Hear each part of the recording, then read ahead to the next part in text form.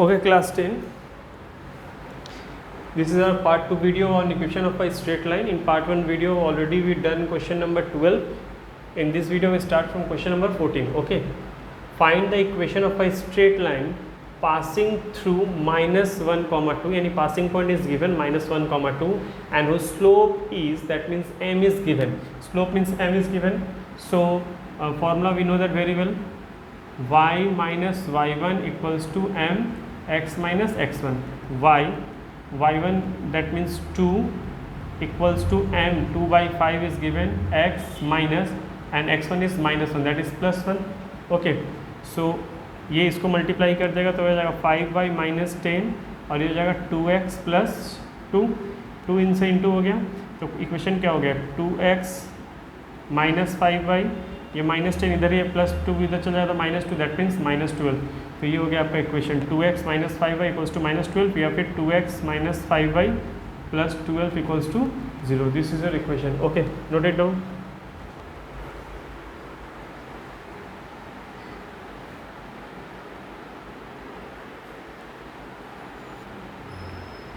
Okay, for question number 17, see the coordinate of the 2 points E and F. Starting दे दिया गया है. E का कोऑर्डिनेट क्या है 0,4 और F का कोऑर्डिनेट क्या है 3,7. तो ये हो गया मेरा x1 y1 और ये हो गया x2 y2. We know that very well when 2 point form is given find the gradient, that means slope निकालने के लिए कहा गया तो हम स्लोप निकालते हैं ग्रेडियंट का y2 माइनस y1 upon x2 minus x1 and 7 minus 4 और 3 minus 0, that means 3 upon 3 equals to 1. ये ग्रेडियंट 1 आ गया. उसके बाद बोला गया इक्वेशन निकालने के लिए. इक्वेशन का formula y minus y1 equals to m x minus x1. y1 के जगह पे 4, m के जगह पे 1, x माइनस 0, तो y minus 4 equals to x. तो इक्वेशन कैसे हो गया x माइनस y माइनस 4 इधर जाएगा प्लस 4 इक्वल्स टू 0. ये हो गया आपका इक्वेशन. या फिर प्लस 4 इधर चल जाएगा तो हो जाएगा माइनस 4. ओके, अब आता है थर्ड क्वेश्चन. थर्ड क्वेश्चन में आपको बोला गया है the coordinate of the point where the EF line intersect x axis. यानी ये जो लाइन इक्वेशन आपने बनाया है x minus y equals to minus 4, ये किसी x एक्सिस पे इंटरसेक्ट कर रहा है. तो जहाँ कहीं से भी जा रहा था इस x एक्सिस पे इंटरसेक्ट कर रहा है या फिर x एक्सिस से, मतलब इधर x पे इंटरसेक्ट कर रहा है. हमको पॉजिटिव और नेगेटिव नहीं बताया गया है तो हम लोग चेक कर लेते हैं. जहाँ पे x एक्सिस पे कोई भी पॉइंट अगर इंटरसेक्ट करेगा तो वहाँ पे x का कुछ वैल्यू होगा लेकिन y का 0 होगा, चाहे इस साइड हो चाहे इस साइड हो. x एक्सिस पे इंटरसेक्ट करने पे x का कोई पर्टिकुलर वैल्यू होगा यहाँ पे, लेकिन y का वैल्यू क्या होगा 0 होगा. क्लियर. तो हम लोग लिख लेते हैं let the coordinate be x, 0. Okay, तो x के जगह पे हम x ही लिख देंगे माइनस, y के जगह हम क्या लिखेंगे 0 equals to minus 4, that means x equals to minus 4. यानी ये कहाँ पे लाइन इंटरसेक्ट किया था इधर पे minus 4, 0.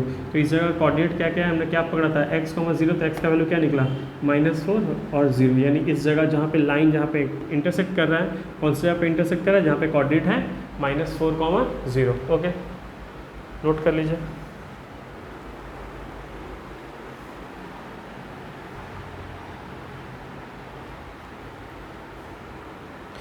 Okay, continue with question number 19.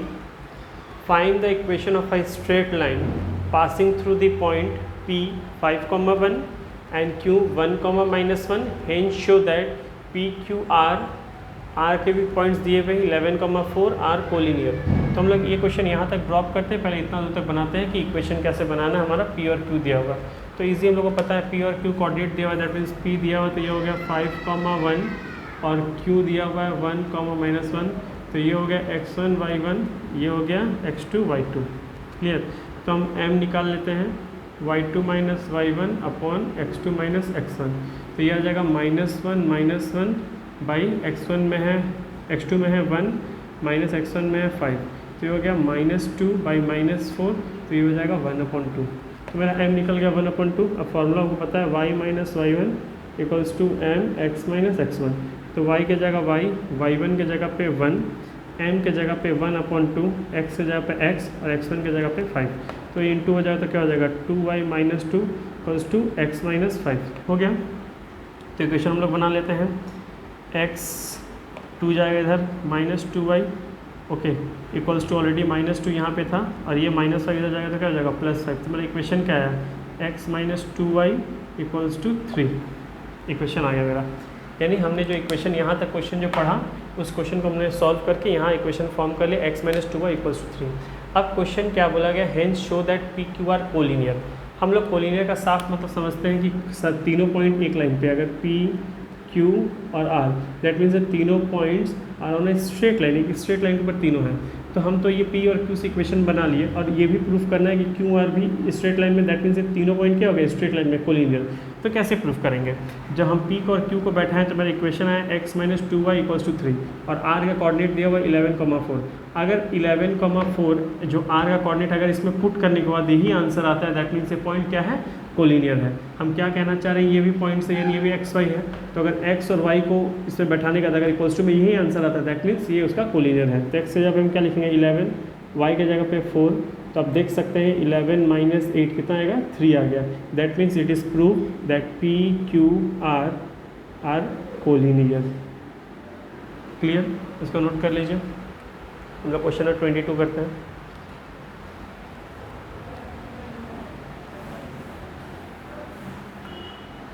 Okay, question number 20 में पहले पढ़ते हैं, लिखा हुआ है ABCD is a parallelogram.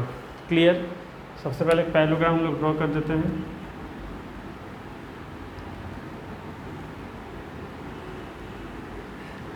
A, B, C और D। A के क्या दिए हुए कोऑर्डिनेट्स x, y, B के कोऑर्डिनेट क्या दिए गए हैं 5, 8, C के कोऑर्डिनेट क्या दिए हैं 4, 7 और D के कोऑर्डिनेट्स क्या है 2, -4। ठीक है, तो सबसे पहले बोला गया है कोऑर्डिनेट A का निकालने के लिए। तो हम लोग सेक्शन फॉर्मूला में ऑलरेडी मिड पॉइंट फार्मूला के हेल्प से हम लोग निकाल देते हैं क्या, कि अगर BD का जो मिड पॉइंट O होगा, अगर BD का मिड पॉइंट है तो AC का मिड पॉइंट भी क्या है, O ही है।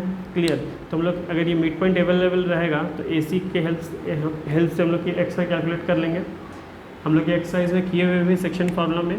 तो लोग पहले मिड पॉइंट निकालते हैं, मिड पॉइंट ऑफ BD। हम लोग को मिड पॉइंट का फॉर्मूला पता है x1 + x2/2 y1 + y2/2। तो x1 यानी पहला नंबर अगर इसका 5 लेते हैं तो यहाँ से 2 हो जाएगा, दैट मीन्स 5 + 2/2 यानी 7/2, पहला पॉइंट हो गया। और दूसरा कर लेंगे तो यहाँ से होगा 8, यहाँ से हो जाएगा -4, 8 - 4/2 यानी 4/2, ये होगा 2।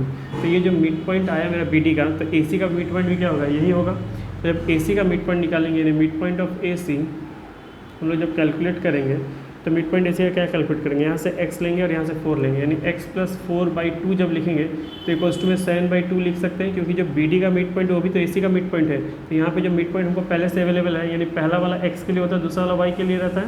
और दूसरा जब लिखेंगे y इसका फर्स्ट और इसका सेकेंड और इसका सेकेंड, दैट मीन्स हम लोग मिड पॉइंट का फॉर्मूला जानते हैं y1 + y2। तो ये y1 हो गया है और ये y2 हो गया है।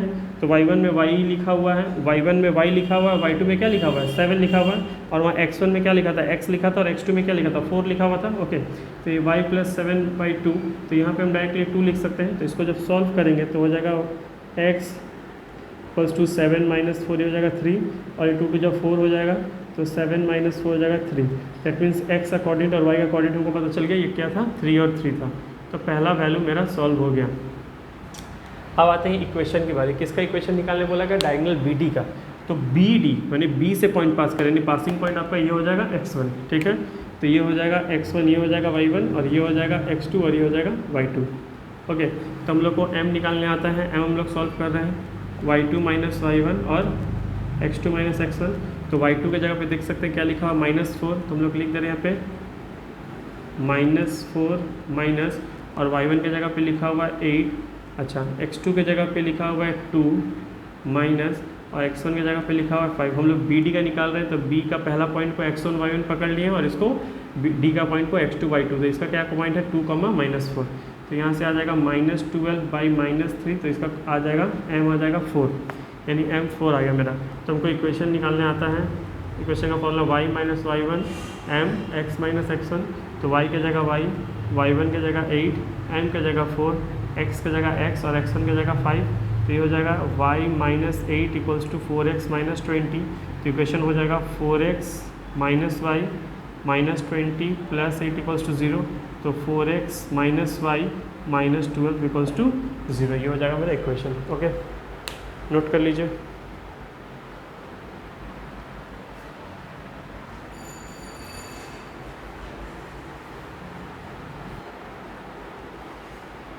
ओके, यहाँ पे एक प्रॉब्लम है, देखिएगा ये 2 2 ज़ा 4 हुआ, सॉरी हाँ 4 और ये प्लस आ जाएगा -7 यानी -3, यानी एक्स का जो कोऑर्डिनेट आ जाएगा एक 3 आ जाएगा और एक -3 आ जाएगा, यानी जो ए का कोऑर्डिनेट आया वो 3, -3 होगा। Okay,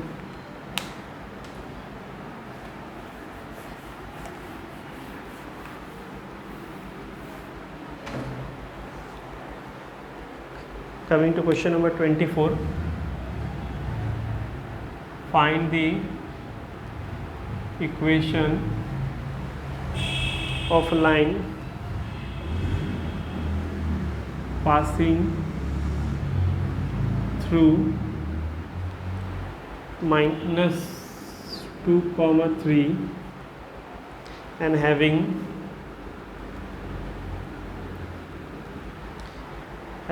x intercept 4 unit।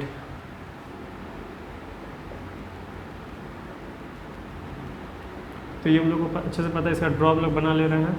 X intercept बोला गया 4 यूनिट और पॉइंट क्या है -2, 3, दैट इज़ -2, 3, यानी पहला पॉइंट यहाँ पे है और कौन सा इंटरसेप्ट पास कर रहा है 4 यूनिट, यानी मेरा एक्स का 4 यूनिट प्लस बोला गया है। दैट मीन्स इक्वेशन ऐसे से यहाँ पास हो रहा है। तो यहाँ पे क्या है 4 यूनिट बोला गया है, तो इसमें 4,0 और यहाँ का पॉइंट क्या है -2,3।